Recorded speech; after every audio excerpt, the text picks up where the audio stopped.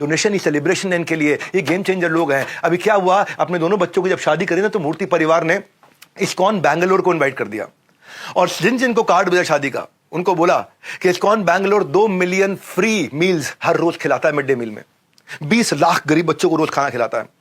लिफाफे में लाना हो ना तो हमारे लिए कोई गिफ्ट मत लेके आना, डोनेशन लेकर के आना।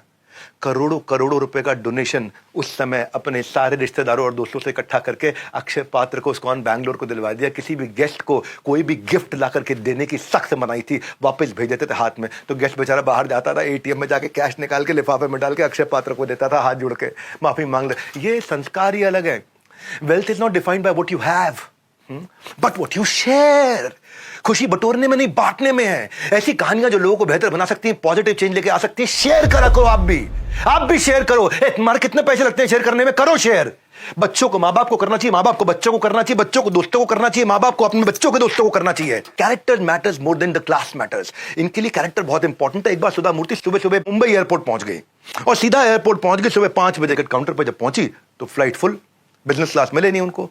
तो वहां लड़की ने बोला, देखिए मैडम ऐसा है, पीछे कहीं जा करके मिडिल की सीट एक मिल रही है, वो दे दें क्या आपको? कहती दे दो। सुधा मूर्ति ने टिकट ले लिया, पीछे जा करके कहीं बीच की सीट पर चुपचाप बैठ, इधर भी आदमी इधर भी आदमी, बीच में यूं करके बैठ के किताब खोल के पढ़ने लगी। थोड़ी देर बाद जब उनको टॉयलेट जाना था ना तो एयर होस्टेस को रिक्वेस्ट किया कि मुझे आगे जाने दो। एयर होस्टेस वैसे उसको पहचानी नहीं। सुधा मूर्ति जी को पहचानना ना पहचानना एक अपराध है अपने आप में, लेकिन नहीं पहचाना उन्होंने। पर उनकी उम्र को देखते हुए हाँ कर दिया, ठीक है आप आगे टॉयलेट चले जाइए। जब वो आगे टॉयलेट जा रही थी तो टॉयलेट से वापस निकलते वक्त बिजनेस क्लास में एक पायलट बैठा था जिसकी सीट रिजर्व थी। पायलट देख के पहचान गया, अरे सुधा मूर्ति है। तो शर्मिंदा हो गया। उनको बिजनेस क्लास की अपनी रिजर्व सीट ऑफर कर दी। बोले आप प्लीज यहां बैठ जाइए, आप यहां बैठिए, आपको यहां बैठना चाहिए। तो कहती मैं बैठ जाऊंगी अगर आप मेरी सीट अपग्रेड के पैसे ले लोगे। पायलट ने मना कर दिया, बोला आपने इस देश के लिए जो कुछ किया है उसके सामने ये सीट कुछ भी नहीं है। एनीवे सुधा मूर्ति मान गई, लंबी बातचीत हुई थी, उसके बाद मान गई। एक हफ्ते के बाद पायलट को एक चिट्ठी मिली और चिट्ठी थी उसके बच्चों का धीरू भाई अंबानी स्कूल के अंदर एडमिशन का कंफर्मेशन, और लिखा था कि अगले 12 साल के बच्चों की सारी फीस इन्फोसिस फाउंडेशन ने स्पॉन्सर कर दी। अब जो सुधा मूर्ति ने किया था वो रिफ्लेक्शन था उनकी कोर वैल्यूज का, fairness, integrity, leadership by example. ये इनकी कोर वैल्यूज है कंपनी की। साथ में चिट्ठी थी जिसमें लिखा था, आपने जो मेरे लिए उस दिन किया उसके बदले में कुछ भी नहीं है।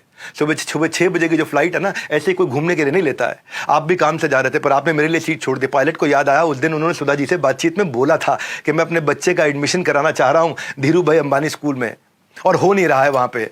अब धीरू भाई अंबानी इंटरनेशनल स्कूल अलग ही स्कूल है। ये क्या है, ये भारत का नंबर 1 IB स्कूल है, इंटरनेशनल बैकलॉरेट। IB स्कूल नंबर 1 है 2019 से इंडिया का। दुनिया के टॉप 10 स्कूलों में माना जाता है धीरू भाई अंबानी इंटरनेशनल स्कूल। यहाँ पे हर 6 बच्चों पे एक टीचर है, हर 6 बच्चों पे एक टीचर, हर 6 बच्चों पे एक टीचर, हर 6 बच्चों पे एक, ये अलग ही लेवल का स्कूल है। पर आपकी वैल्यूज जो है ना, सुधा मूर्ति जी के लिए कह रहा हूं मैं, अगर कोई हो सके तो उन तक ये वीडियो जरूर पहुंचा दीजिएगा। आप सब तक पहुंचाओगे तो कोई ना कोई उन तक